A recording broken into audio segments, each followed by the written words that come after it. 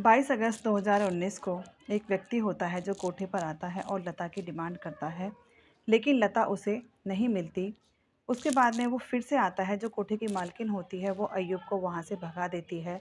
उसके बाद 1 हफ्ते तक वो डेली चक्कर काटता है और डेली चक्कर काटने के बाद भी लता उसे नहीं मिलती है। उसके बाद में फिर वो जब 1 हफ्ते तक लता नहीं मिलती, उसकी बेस्ट फ्रेंड जो होती है उसके पास जाता है और उसकी बेस्ट फ्रेंड से पूछता है कि बताइए मुझे लता कहाँ है।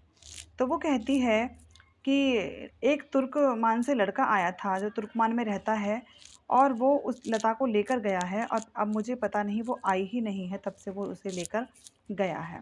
उसके बाद में फिर वो तुर्कमान जाता है और वहाँ जाकर देखता है और देखने के बाद लता और वो दोनों साथ में रह रहे थे और उसी लड़के के पास पहुँच जाता है और उनसे वो बात करता है और वहाँ से चला आता है, जैसे कि कभी वो वहाँ पर नहीं जाएगा। इसी तरह की वो बातें करता है।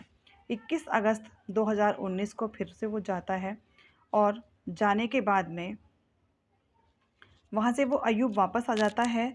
लेकिन 21 अगस्त 2019 को देखते हैं कि एक बोरी जो है वो नहर में घूमे ही जा रही है। तो उसके बाद में दुर्गंध उसमें से आ रही थी। पुलिस को फ़ोन किया जाता है। जब पुलिस उस को देखती है तो उसमें 5 टुकड़े थे। दोनों बाजुओं के अलग थे, दोनों टाँगों के अलग थे और धड़ के 2 टुकड़े अलग कर रखे थे। इस तरह से 6 टुकड़ों में उस लड़की को बाँट रखा था।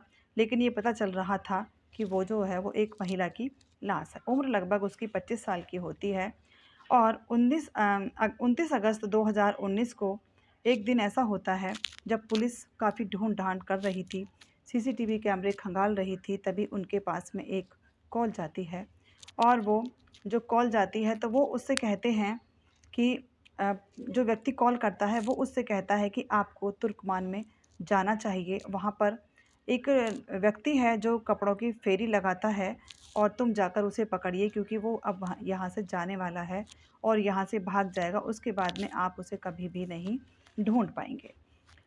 पुलिस वाले जो होते हैं उसके बाद में फिर वो तुर्कमान में आते हैं। जो कपड़ों की फेरी लगाने वाला व्यक्ति होता है उसका दरवाज़ा खटखटाते हैं तो वो पता चलता है कि उसका सारा सामान बँधा हुआ था और वो दिल्ली को छोड़ने वाला था। उसकी शादी जो हुई थी व्यक्ति की 2008 में हुई थी और उसके जो 4 बच्चे होते हैं। लेकिन जो लता उर्फ़ सलमा होती है, एक बार वो मार्केट में आई थी सामान लेने के लिए।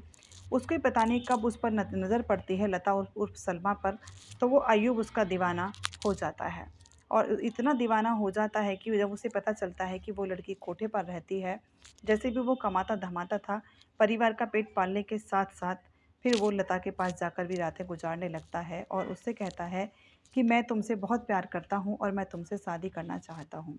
लेकिन जो लता होती है वो कहती है कि जो मेरी ये ज़िंदगी है मैं उसमें खुश हूँ और मुझे तुम्हें कोई ऐसा इंटरेस्ट नहीं है। मेरे पास तो कितने ही ग्राहक आते हैं और चले जाते हैं, तो क्या मैं सभी से थोड़ी शादी कर लूँगी? वो उससे मना कर देती है। मना कर देती है तो एक दिन ऐसा होता है जब वो चक्कर काटता ही रहता था डेली हफ्ते में 10 बार, तो कोठे की मालकिन से कहता है कि मेरा मन है कि मैं एक दिन इसको घुमाकर लेकर आऊँ।